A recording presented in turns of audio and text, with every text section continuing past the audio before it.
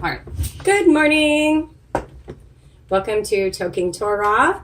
This morning we are enjoying a wonderful flour that we got down at Homegrown Oregon. It's called Hippie Chicken. Really delicious. We're also going to smoke a couple of different joints. I don't think we remember what the joints are called, so we're just going to have to be happy calling them joints. I'm Rose. I'm Rebecca. Welcome to Toking Torah. Shalom. The Torah portion for this week is called Tzav, which means command. In the Hebrew, it is spelled Zayin Vav, and it covers the space from Leviticus 6:1 to Leviticus 8:3. What was in this Torah portion this week? Mainly a lot of sacrifices. There's a verse right at the end of it that summarizes it all up. Hold on, let me find it again. This is the Torah of the burnt offering of the grain. This is Leviticus 7:37. This is the Torah of the burnt offering, of the grain offering, and of the sin offering, and of the guilt offering, and of the ordinations, and of the peace offering.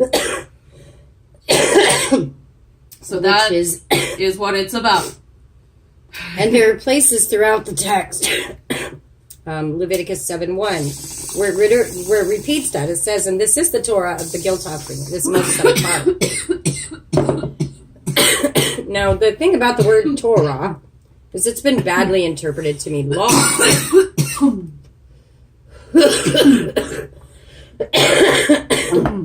Which it is law. But it also means instruction and teaching. It means teaching and instruction. So the Father wants us to learn. It's not something He's given to pound down on us and make us do something. Right. And so when it says this is the Torah of, it really means this is the teaching and instructions. These are the steps to follow. It's your basic instruction manual.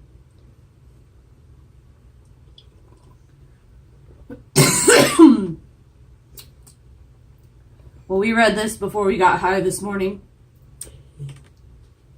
So, going over some of the highlights. There are specific instructions to each of the offerings. What I found the most interesting is that a lot of the times you're giving an offering to the priest, and the priest is giving the offering to Yahweh. So you're not giving an offering to Yahweh. You're giving food to the priest. It says, like in Leviticus 6:6, then he brings the guilt offering to Yahweh, a ram, a perfect one from the flock, with your valuation as a guilt offering to the priest. Now, what do we know about, and I agree, it seems like this is one of the ways that the priests get fed, which is very valuable, because when people are doing two things, they're atoning for their sins, and they're providing for the priest, which is required in Torah. What I think is interesting is that the priest holds all the accountability in this, besides, you offering the thing. In fact, it goes on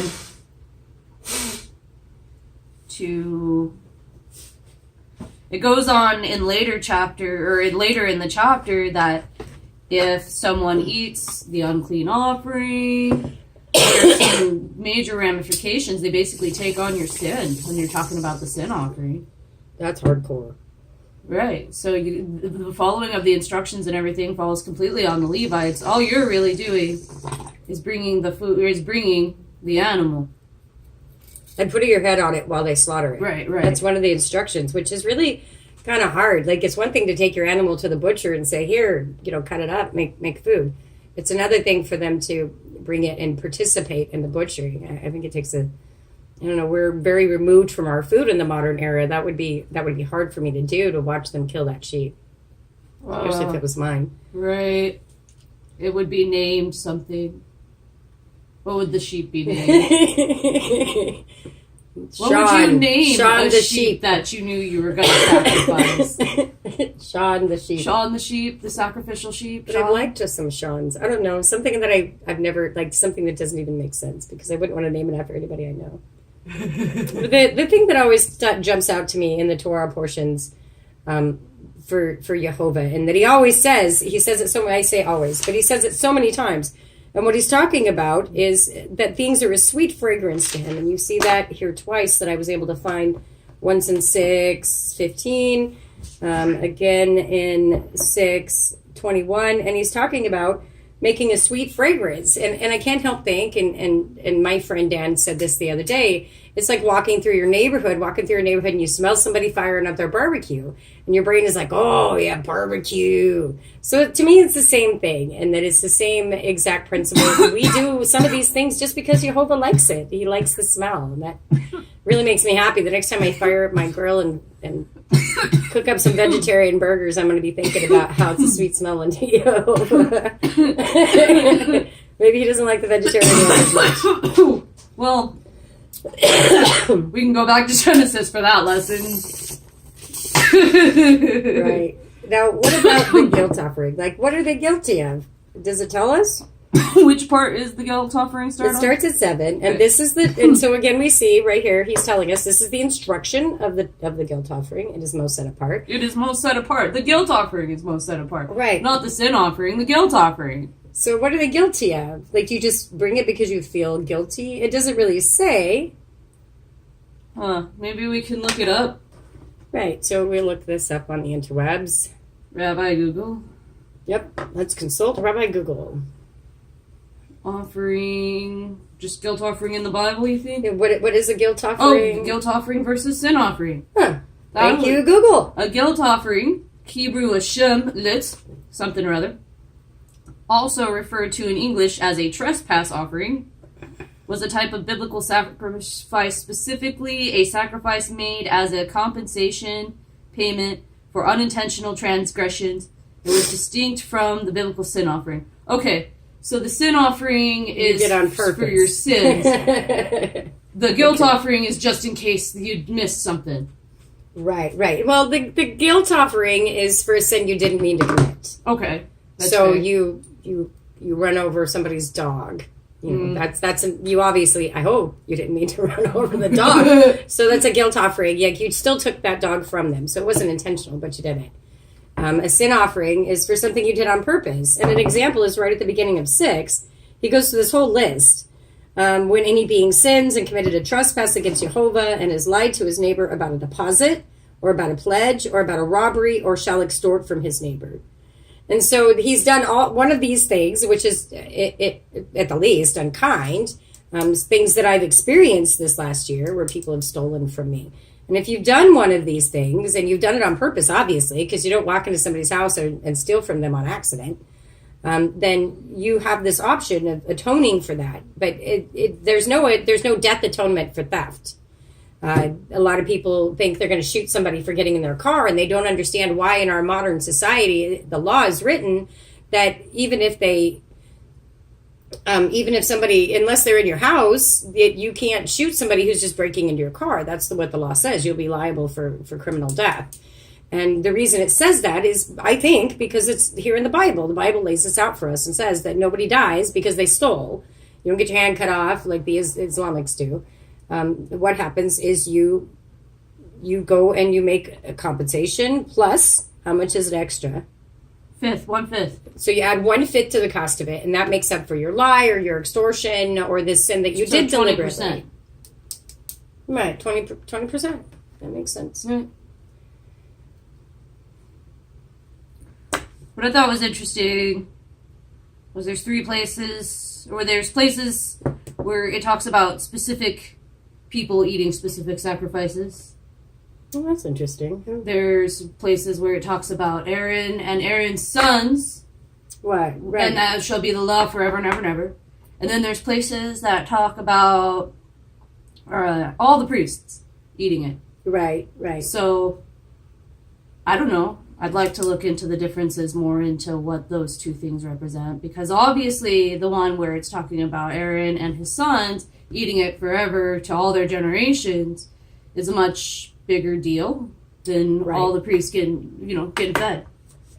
That's true. Um, And it seems so technical. Like I'm always Right. amazed that they were able to keep any of these laws. And it's so, this particular cake, and it's blended with fine flour and mixed with oil. It seems like, you can kind of understand why it's so easy to attach law to the instructions that are already there. Things like how many times we're supposed to wash our hands and these silly things. And the reason it's so easy is because there's already so much detail. Adding a few more details doesn't seem like that big a deal. So I just think it's really... it makes it obvious why there are people with a full-time job of just upkeeping this. Right. And the other thing is, this is kind of the nitty-gritty part of the Torah. Like, so much of the Torah is a narrative. It's a story. It's a legal document, which we, can see what the terms and conditions of our covenant are. But this part of it is really this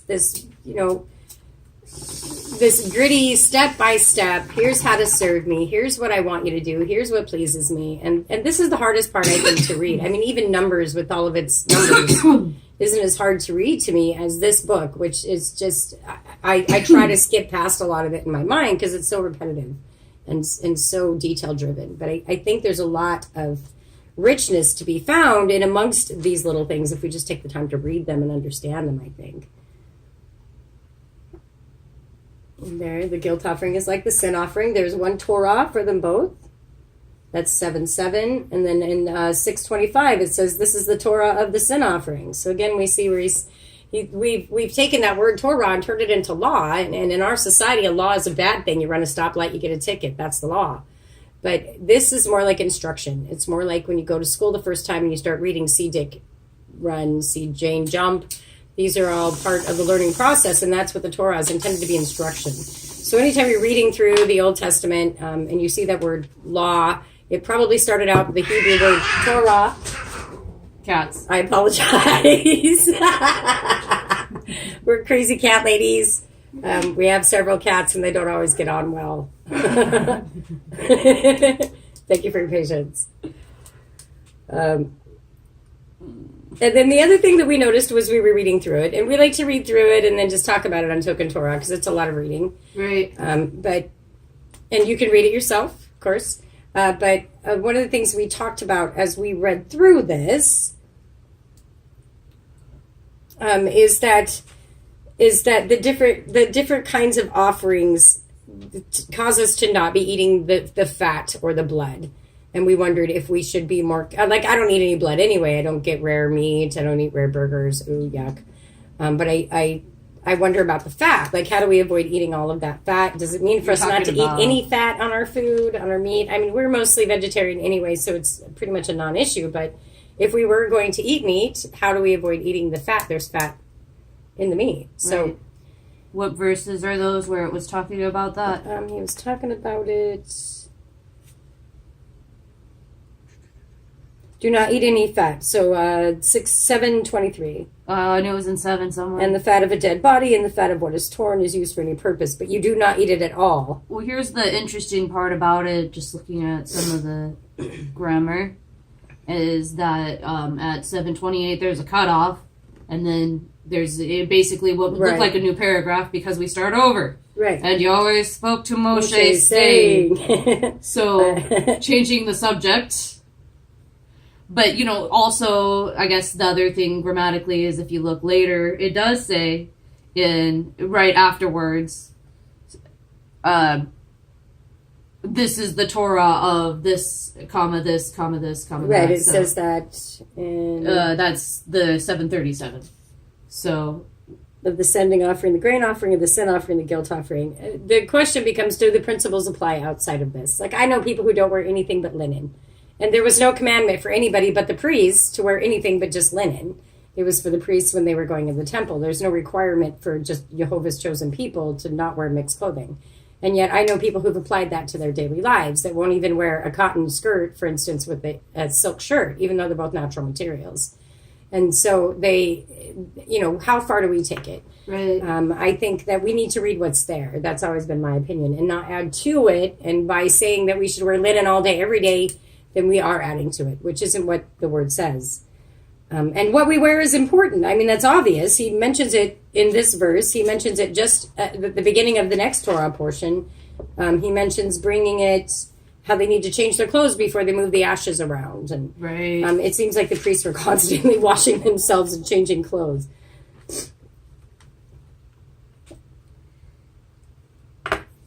Is there anything else that we want to talk to in the Torah portion? Oh, I just thought it was interesting. At 7:30, it clarifies what a wave offering is, which is interesting. A wave offering means you pick something up and you wave it before you throw it in the fire.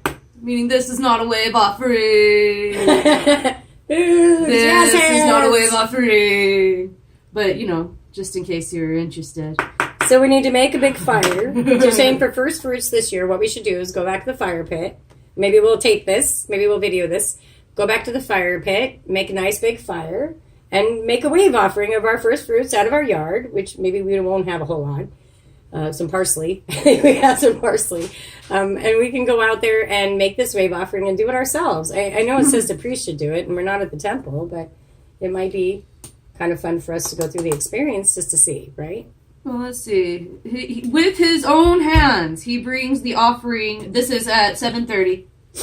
So right after, and Yahweh spoke to Moshe, saying, so with his own hands, he brings the offering made by fire to Yahweh. He brings the fat with the breasts to be waved as a wave offering before Yahweh. So he picks up the animal's breasts and waves it. He waves it, and then he puts it on the fire and cooks it. And and then he hands it to the priest, who puts it on the fire and cooks it. And that's one of the things that only... And the breast shall only be Aaron and his sons. So the breast, they got the best part of the food. Like the breast is my very favorite part of the animal. Right. It's always the most tender. I love chicken breast and turkey breast. So the breast, in this case, they are getting the best part of the animal, in my opinion, the best meat. And, it's not like they don't work. I think it's a really good example of community. I was just saying yesterday, if there was somebody who came here who would clean the house and just keep it clean, like super clean all the time, always picking up, cleaning up, organizing, I would probably pay for that person to live here because there's so much to do and I'm overwhelmed by it. And so that's what these guys did. Everybody paid for them to not have to do anything but take care of the temple during their time of service. Well, here's, continuing on with that thought. The right thigh give to the priest as contribution from your peace offering. And he among the sons of Aaron who brings the blood of the peace offering, the right thigh is his portion. So in addition, the guy who does the work gets the thigh, the right thigh. The breast for the wave offering and the thigh of the contribution I've taken from the children of Israel as their peace offering, and I give them to Aaron, the priest, and to his sons as law forever, the children of Israel. So... No, I don't think we should do a wave offering, honestly, because there's a lot of because the priest was supposed to Levites do it. And well, priests. I think we can do it, but we need to for- understand it's not an atonement. It's for the Levites and priests to Right. eat, so maybe not. Like, be real. Well, we'll talk about that later, I guess. We could just do it to say we've done it. Well, it says a law forever, so if your last name is Benjamin or Cohen or Aaron, you probably should be doing this. Just my opinion. Right. That's a joke. It's a bad one. I apologize. I don't know. Is there anything else that we got out of this one? I think I'm good. I think we covered a lot more than we thought we were going to cover when we started talking about it. Right. Well, Right. we endeavor to do this once a week. I know we didn't start at the beginning, Bereshit, but because the Torah portion is cyclical, we will wander back around to it. So we will eventually get there. And we'd like to get together once a week and talk Torah and maybe invite some friends to join us occasionally, drink some coffee. So if you would like to hear our insights on this weekly Torah portion, which may be absolutely useless, will you please join us every week, watch for new videos, and don't forget to subscribe at the bottom.